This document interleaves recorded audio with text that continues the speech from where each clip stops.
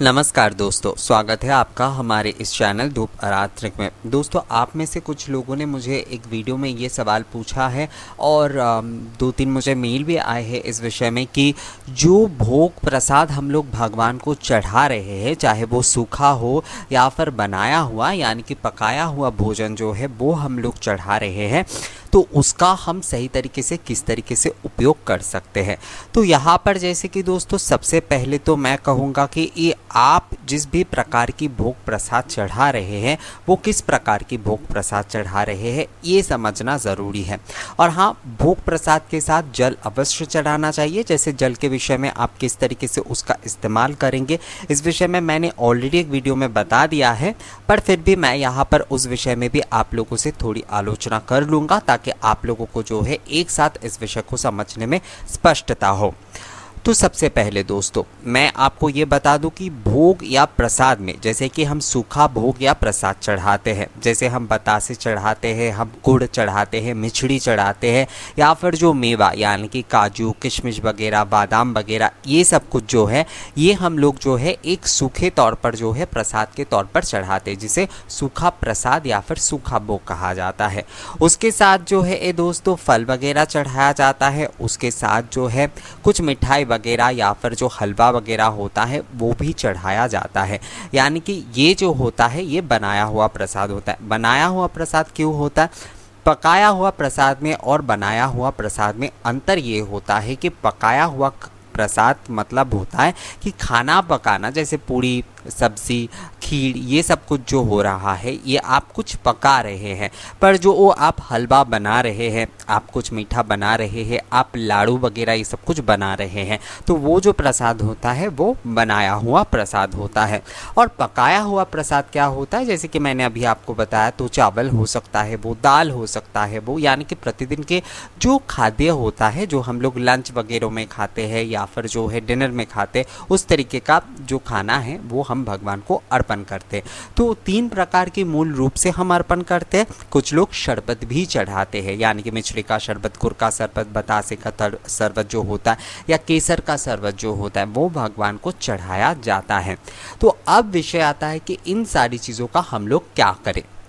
तो देखिए, सबसे पहले मैं कहूँगा कि आप जो सूखे वाले जो प्रसाद चढ़ा रहे हैं यानी कि मेवे वगैरह ये सब कुछ चढ़ा रहे हैं, मिछड़ी बतासा, तो इन्हें जो है ना आप ऐसे ही जो है एक जो वो डब्बे हैं उसमें भर के रख सकते हैं और बहुत दिनों तक इसका इस्तेमाल कर सकते हैं। या फिर आप जब हलवा वगैरह ये सब कुछ बना रहे हैं या फिर अगर आप जो है जो मिछड़ी है उसे आप चाय बनाने में भी उपयोग कर सकते हैं। हाँ दोस्तों, इसे उपयोग किया जा सकता है अगर आप जो है नॉनवेज नहीं बना रहे हैं, यानी कि नॉनवेज इसके साथ मत बनाइएगा दोस्तों। बहुत सारे लोग नॉनवेज वगैरह भी एक साथ बनाते, तो मैं कहूँगा जब भी आप इस वस्तु से जो है ना कोई खाना बना रहे हैं तब आप उस समय नॉनवेज मत बनाइए। इस चीज़ को आप खा लीजिए पहले बनाकर, उसके बाद जैसे कि आप अगर नॉनवेज खाने की आपकी आदत है तो आप खा सकते हैं, पर ये सारी चीज़ों से जब आप कोई खाना बनाएंगे तो उस समय आप अपनी रसोई में नॉनवेज ना बनाएं। इस बात का आपको ध्यान रखना पड़ेगा। अब विषय आती है कि जो बनी हुई चीज़ें हैं यानी कि लड्डू हलवा वगैरह, तो इन्हें भी रखकर खाया जा सकता है, यानी कि इन्हें भी आप रखकर खा सकते हैं। जैसे नारियल के लड्डू वगैरह या फिर ऐसे जो बेसन के लड्डू होते हैं उन्हें बहुत सारे लोग जो है रखकर खाते हैं, प्रसाद के तौर पर भगवान को चढ़ाते हैं और उसे जो है जमा कर रखते हैं, लोगों में भी बांटते हैं। यानी कि कोई अपने घर पे आता है तो उन्हें भी प्रसाद के तौर पर वो चीज़ दिया जाता है या फिर खुद भी वो थोड़ा थोड़ा इसे लेते रहते। तो इस तरीके से ही इसे खाया जा सकता है, उसमें समस्या नहीं है। पर अगर आप ये चाहते हैं कि ये लड्डू वगैरह जो है आप जो है एक ही बार में खा लेंगे, यानी कि जिस दिन आप चढ़ा रहे उसी दिन का आप खा लेंगे, तो आप ये कोशिश करिए कि आपके घर पे जो भी हो सब में ये बांट के खाएं। यानी कि आपके घर में कोई काम करता है, ड्राइवर हो, तो सबको ये मिठाई वगैरह जो है आप बांट दीजिए और उसके बाद आप खुद भी इसका ग्रहण करिए। प्रसाद जो है वो इसी प्रकार से ग्रहण करना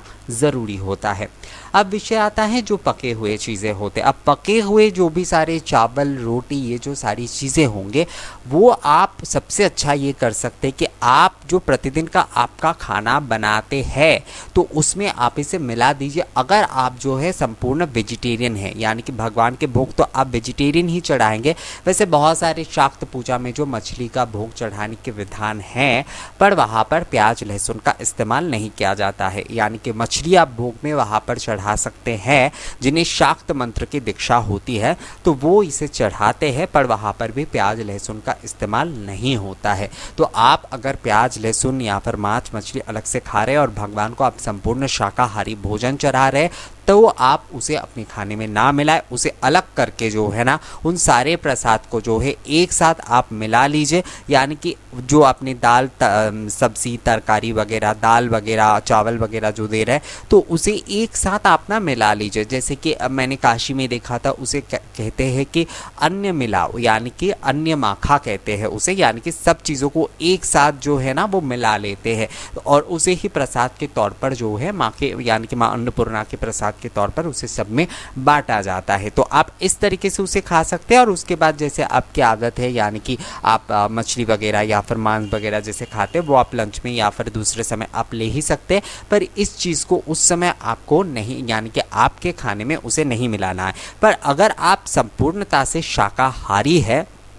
तो आप जो है इस चीज़ को भगवान के इस प्रसाद को जो है ना अपने खाने में मिला दीजिए। खासकर वैष्णव जो परिवार होते हैं, क्योंकि वो प्याज लहसुन का भी इस्तेमाल नहीं करते, तो वो ठाकुर जी को जो भोग चढ़ाते हैं तो उस भोग को जो है ना अपने पूरे परिवार के लिए जो खाना बनाया जाता है उसमें मिला देते हैं और उसके बाद जो है वो सब लोग जो है प्रसाद के तौर पर उसी चीज़ को ग्रहण करते हैं। तो आप अगर शुद्ध शाकाहारी है तो आप इस चीज़ को फॉलो कर सकते हैं। पर अगर आप जो है प्याज लहसुन या फिर मांस मछली का सेवन करते हैं दोस्तों, तो आपको जो है ना आपके खाने की सामग्री में इस तरह के बने हुए जो मतलब प्रसाद है, यानी कि पकाया हुआ जो प्रसाद है, जैसे कि अन्न वगैरह या फिर जो है सब्जी वगैरह पूरी वगैरह, ये सब कुछ नहीं मिलाना चाहिए दोस्तों। आपको जो है ना वो अलग से ही जो है अपने परिवार के लोगों में या फिर आपके परिवार में काम कर रहे हैं कुछ लोगों के लिए आप वो चीज़ प्रसाद के तौर पर एक साथ मिलाकर उन्हें उन सबको दे सकते हैं।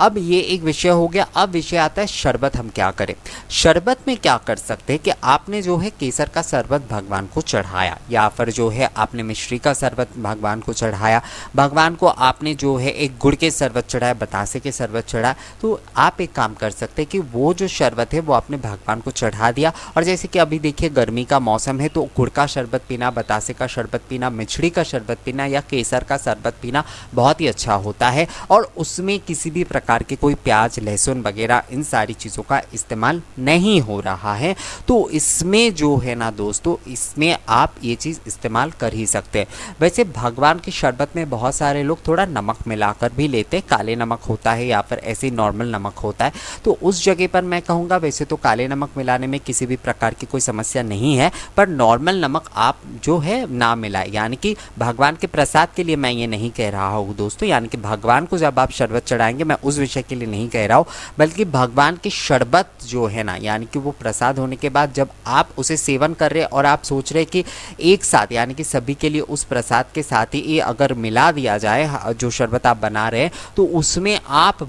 डाल सकते हैं दोस्तों, यानी कि मिला सकते हैं, पर उसमें आप नॉर्मल नमक इस्तेमाल मत करिएगा। उसमें थोड़ा सा काला नमक या फिर सेंधा नमक अगर इस्तेमाल कर पाते तो वो सबसे ज़्यादा सही होता है। जैसे कि आप देखिए कि जो मौसम्बी होते हैं उस फल का रस जो होता है, उस मौसम्बी नींबू का रस जो है भगवान को कई लोग निवेदन करते हैं शरबती तौर पर, यानी कि शरबत के तौर पर उस समय उसमें नमक नहीं डाला जाएगा। पर बहुत सारे लोग क्या होता है कि वो नमक के बिना या फिर चीनी के बिना उसे नहीं खा पाते, तो भगवान के वहाँ पर तो आप गुड़ या मिचड़ी डालकर उस शरबत को चढ़ा दीजिए। केवल जब आप खुद खा रहे हैं तो उसमें आप नमक का इस्तेमाल कर सकते हैं, यानी कि वो भगवान को चढ़ गया, अब वो प्रसाद हो गया। अब आप सोच रहे कि आप अपने बच्चों के साथ या फिर अपने परिवार के सभी लोगों के साथ जो है उस शरबत को जो है भगवान की शरबत के साथ मिलाकर, यानी कि भगवान के शरबत को आप अपनी शरबतों के साथ भी मिला लेंगे, तो आप उसे कर ही सकते, पर उसमें नॉर्मल नमक का इस्तेमाल बिल्कुल नहीं होगा दोस्तों। उसमें आपको थोड़ा सा काला नमक या फिर सेंधा नमक ही इस्तेमाल करना चाहिए।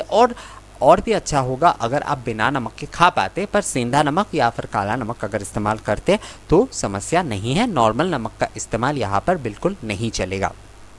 अब भोग के लिए जो पानी चढ़ाया जाता है, यानी कि जो कपूर के पानी होते हैं, तो कपूर के उस पानी को जो है ना दोस्तों आप ऐसे ही खा सकते हैं, यानी कि आप जो है सबको दे सकते हैं वो प्रसादी तौर पर एक पानी में मिलाकर। पर मैं जो ज़्यादातर करता हूँ, यानी कि भगवान की प्यास के लिए जो अलग से एक जो है लोटे में पानी भर कर रखा जाता है, तो उस पानी को मैं क्या करता हूँ कि एक जो मेरे पूरे दिन का, यानी कि मैं खाने के समय उस पानी का इस्तेमाल नहीं करता हूँ, खाने के समय तो अलग बॉटल से ही पानी लेता हूँ, पर जो रोज़ जैसे मैं पानी पी रहा हूँ, जो जग होता है या फिर जो मेरा लोटा होता है जिसमें से मैं पानी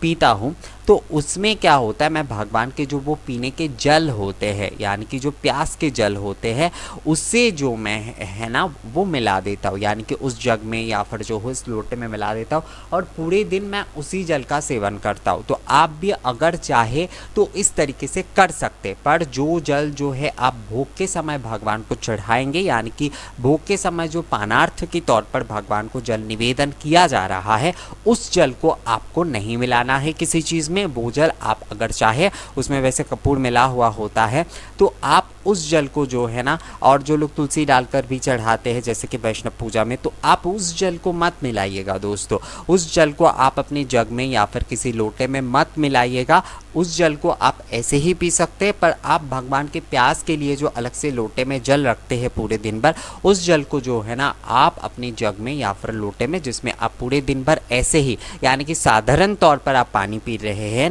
ना कि जो है खाने के समय या फिर ऐसे किसी समय जो आप पानी पी रहे हैं, बल्कि साधारण तौर पर जो पानी पी रहे हैं उस जग में या फिर लोटे में आप मिला सकते हैं और उसे पूरे दिन भर जो है सेवन कर सकते हैं। ये बहुत ही एक सकारात्मकता होता है, यानी कि भगवान के प्यास के जल जो है अगर आप जो है ग्रहण करते हैं पूरे दिन भर, तो ये सच में जो है एक पॉजिटिविटी भी देता है। ये आप करके देख सकते हैं, इसमें एक बहुत बड़ी ऊर्जा मिलता है दोस्तों। ये मैं खुद फील करता हूँ, तो मैंने आप लोगों को बता दिया, तो आप लोग इसे आजमा कर देख सकते हैं। इसका मैंने भी जो है शुभ फल मैंने खुद देखा है। तो इस तरीके से जो है ना दोस्तों, आपको भगवान के खाने का या फिर जो जल है, यानी कि पानार्थ जल जो है, यानी कि भोग के समय जो निवेदन किया जल है, और जो प्यास के जल अलग से रखा जाता है, वो जो जल जो है वो अलग होता है। और शरबत में भी आप जो है भगवान को गुड़ मिश्री चढ़ाकर वो शरबत अर्पण करिए, पर उस समय आपको नमक इस्तेमाल बिल्कुल नहीं करना है। पर आप जब खुद भी उस शरबत को, यानी कि उस प्रसादी शरबत को जो है अपने शरबत के साथ मिलाकर आप ग्रहण कर रहे हैं, तब भी आपको जो है नॉर्मल जो है सादा नमक जो है वो इस्तेमाल नहीं कर रहा है, आपको काले नमक या फिर जो है सेंधा नमक ही उसमें इस्तेमाल करना चाहिए। अगर आप नमक के बिना बिल्कुल नहीं खा सकते, अगर आप बिना नमक के खा पाते तो ये बहुत ही अच्छा होता है। तो मैंने जैसे आप लोगों को बता दिया दोस्तों कि आप लोगों को किस तरीके से ये जो सूखा भोग है वो, और बना हुआ भोग, पका हुआ भोग है, ये 3 प्रकार के भोग इस्तेमाल करना है। और शरबत, जल, यानी कि भोग के समय चढ़ाया हुआ जल, प्यास के जल जो है, वो सारी चीज़ें आपको इस्तेमाल करना है। और एक चीज़ यहाँ पर मैं और आपको बता देता हूँ, मतलब वीडियो ख़त्म करने से पहले, कि भगवान को प्रतिदिन कुछ लोग ना तांबुल भी चढ़ाते हैं। तो बहुत सारे लोग कहते हैं कि भगवान को चढ़ाया हुआ जो पान है वो खाना नहीं चाहिए, पर ऐसा कुछ नहीं है दोस्तों। आप जो है पान, सुपारी, लौंग, इलायची वगैरह जो कुछ भी आप भगवान को चढ़ा रहे हैं वो आप खा ही सकते हैं, कोई समस्या उसमें नहीं है। पर भगवान को पान चढ़ाने का सबसे सही नियम ये होता है कि आपको जो है ना पान के साथ कुछ मीठी चीज़ें, यानी कि आप एक मिश्री के दाने दे या और कपूर के दाने दे, तो ये बहुत ही ज़्यादा अच्छा होता है। और आप उस पान को भी जो है ना प्रसाद के तौर पर ग्रहण कर सकते हैं दोस्तों, उसमें कोई समस्या नहीं है। उसे एक